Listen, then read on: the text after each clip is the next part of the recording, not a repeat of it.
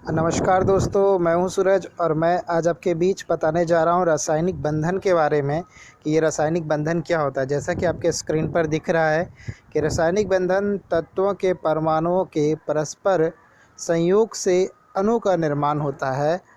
और ये जो अणु होते हैं ये परस्पर आपस में परमाणुओं को बांध कर रखने के लिए एक बल का प्रयोग करते हैं, एक बल लगाते हैं। यानी कि अणुओं को बांध कर रखने के लिए जो लगाया गया बल होता है, जो अणुओं को बांध कर अणुओं में परमाणुओं को बांध कर रखता है, उसे ही हम लोग क्या कहते हैं, रासायनिक बंधन कहते हैं। एक फिगर के माध्यम से आपके सामने में स्क्रीन पर दिख रहा है कि यहाँ पर देखिए, मान लीजिए कि इस तरह का एक सेंटर पे जो है एक एटम है और जिससे दूसरे एटम्स जो है वो जुड़े हुए हैं और यह एक प्रकार के अणु का निर्माण यहाँ पर कर रहा है। ठीक है, अब समझते हैं हम लोग रासायनिक बंधन के प्रकार के। रासायनिक बंधन जो होते हैं वो कितने प्रकार के होते हैं। तो रासायनिक बंधन जो होते हैं वो मुख्य रूप से जो है वो दो प्रकार के होते हैं। एक होता है रासायनिक विद्युत संयोजी बंधन और दूसरा होता है सहसंयोजी बंधन। ठीक है, रासायनिक बंधन जो है वो दो प्रकार के होते हैं। एक होता है विद्युत संयोजी बंधन और दूसरा होता है सहसंयोजी बंधन। ठीक है, अब ये जो रासायनिक अब इसमें हम लोग जो है एक एग्जाम्पल के माध्यम से समझिए कि जैसे कि ऑक्सीजन के अणु जो है O2 में दो परमाणु जो होते हैं ऑक्सीजन के हैं, जिन्हें कि बांध कर रखता है और दो परमाणु आपस में जुड़ करके ऑक्सीजन के एक अणु का निर्माण करते हैं। नोट में यहाँ पर है कि अक्रिय गैस को छोड़ करके सभी जितने भी परमाणु होते हैं उसकी जो कक्षाएं होती है वो अस्थाई होती है, मतलब अस्थाई नहीं होती है। जितने भी अक्रिय गैस होते हैं वो सभी के जो कक्षाएं होती है वो पूर्ण होती है, इसलिए वो अस्थाई होते हैं। और बाद में के रेस्ट जितने भी होते हैं वो क्या होते हैं, अस्थाई होते हैं। और इसी निष्क्रिय गैस की, अपने निकटतम निष्क्रिय गैस की संरचना को प्राप्त करने के लिए कोई भी तत्व जो है किसी दूसरे तत्व के साथ रासायनिक अभिक्रिया करके अपने निकटवर्ती अक्रिय गैस की संरचना को प्राप्त करना चाहता है। अब यहाँ पर देखेंगे कि रासायनिक बंधन के प्रकार। तो रासायनिक बंधन जो केमिकल बॉन्डिंग को तीन भाग में बांटा गया है। मैंने आपको बताया दो मुख्य रूप से होते हैं। एक होता है हमारा विद्युत संयोजक बंधन। तो विद्युत संयोजक बंधन में क्या होता है कि इलेक्ट्रॉन्स जो होते हैं उनके बीच में इलेक्ट्रॉन्स एक दूसरे को दे देते हैं। मतलब क्या कि यहाँ पर जैसे मान लीजिए कि हाइड्रोजन जो है, एक एग्ज़ाम्पल यहाँ पर मैंने यहाँ पर लिखा है जिसमें कि सोडियम क्लोराइड का बनना। तो सोडियम क्लोराइड के बनने में, सोडियम क्लोराइड जो यहाँ पर बना हुआ है उसमें क्या हुआ है कि Na जो है अपना एक इलेक्ट्रॉन को त्याग करता है और Cl उस इलेक्ट्रॉन्स को ग्रहण करता है। तो जब यहाँ पर एक जो है इलेक्ट्रॉन दाता बनता है और एक एक्सेप्टर बनता है, एक ग्राही, उसको ग्राहिता बनता है, मतलब कि ग्रहण करता है इलेक्ट्रॉन्स को। तो यहाँ पर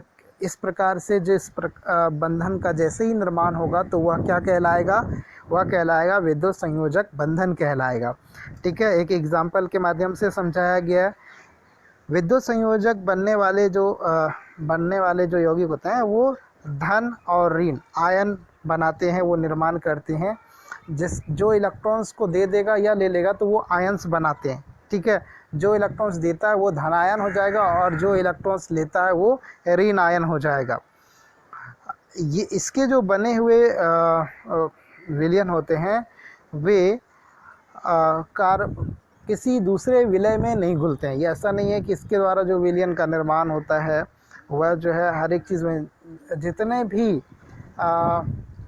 विद्युत संयोजी विलयन बनते हैं वे सभी प्रायः जो है वो क्या होते हैं, घुल जाते हैं वाटर में। लेकिन अकार्बनिक विलय में जो है ये अघुलनशील होते हैं। अकार्बनिक विलयन अगर है तो उसमें ये नहीं घुलेगा। ठीक है, और इसके द्वारा जो बने हुए यौगिक होते हैं उसके जो क्वथनांक एवं द्रवणांक होता है वो उच्च होता है। ठीक है, जब इनके अणु टूटते हैं और तो ये क्या हो जाते हैं, विद्युत के चालक बन जाते हैं। मतलब इसका अणु अगर NaCl और का जैसे मैंने एग्जांपल दिया, इसको अगर जल में घोल दिया जाए तो जल जो है वो विद्युत का चालक हो जाएगा। इसके आयन जो है इलेक्ट्रॉन्स को एक जगह से दूसरे जगह मूव कराने में मदद करने लगते हैं। विद्युत संयोजी बंधन के बारे में समझते हैं हम लोग कि विद्युत संयोजी बंधन जो है, बॉन्ड जो होता है वो क्या होता है, इसमें दो परमाणुओं के बीच इलेक्ट्रॉनों का साझेदारी होता है, यानी शेयरिंग ऑफ इलेक्ट्रॉन्स होता है। साझेदारी के फलस्वरूप जो बंधन बनते हैं उसे क्या कहते हैं, सहसंयोजी बंधन या सहसंयोजी बंधन इसको कहा जाता है। ठीक है, सहसंयोजी बंधन में हमेशा इलेक्ट्रॉन्स जो होते हैं उसका शेयर होता है। ठीक है, और इसका जो नेचर है वो क्या है, तो इसका द्रव्यनांक और क्वथनांक दोनों क्या होता है, निम्न होता है। ये शीघ्र वाष्पीकृत हो जाते हैं, यह विद्युत के कुचालक होते हैं। ठीक है, इसमें अपवाद में भी आता है कि ये प्रायः जो है जल में अविलय होते हैं, लेकिन बेंजीन और कार्बन टेट्राक्लोराइड जैसे अपवाद हैं जो कि क्या हो जाते हैं, जल में विलय भी हो जाते हैं, यानी कि घुल भी जाते हैं। तो इस प्रकार से अब इसी में से तीसरा जो खंड बचता है वो है हमारा उप सहसंयोजी बंधन, सहसंयोजक बंधन। तो उप सहसंयोजी बंधन जो होता है, इसमें ऐसे बंधन बनते हैं जिसमें कि दो परमाणुओं के बीच इलेक्ट्रॉनों का साझेदारी बनता है, किंतु ये इलेक्ट्रॉन सिर्फ एक दूसरे के परमाणु को यानी आंशिक रूप से प्रदत्त होते हैं। मतलब यहाँ पर इलेक्ट्रॉन्स देने की कैपेसिटी तो होती है और लेने की भी कैपेसिटी होती है, मगर ये क्या करते हैं, आंशिक रूप से इलेक्ट्रॉन्स को देने की कैपेसिटी और लेने की कैपेसिटी को दर्शाते हैं। इसलिए इस प्रकार का जो बंधन बनता है वह क्या बनता है, उपसहसंयोजक बंधन का निर्माण होता है। उपसहसंयोजक बंधन इसकी जो होता है, इसमें दोनों तरफ से जो शेयर इलेक्ट्रॉन्स होगा, साझेदारी जो होता है वो हमेशा बराबर होता है। तो दोस्तों आज के इस वीडियो में इतना ही। अगर आपको ये वीडियो पसंद आया तो लाइक करें, अगर मेरे चैनल पर नए हैं तो चैनल को सब्सक्राइब करिएगा, साथ में बेल आइकन को दबा दीजिएगा। तब तक के लिए जय हिंद, जय भारत।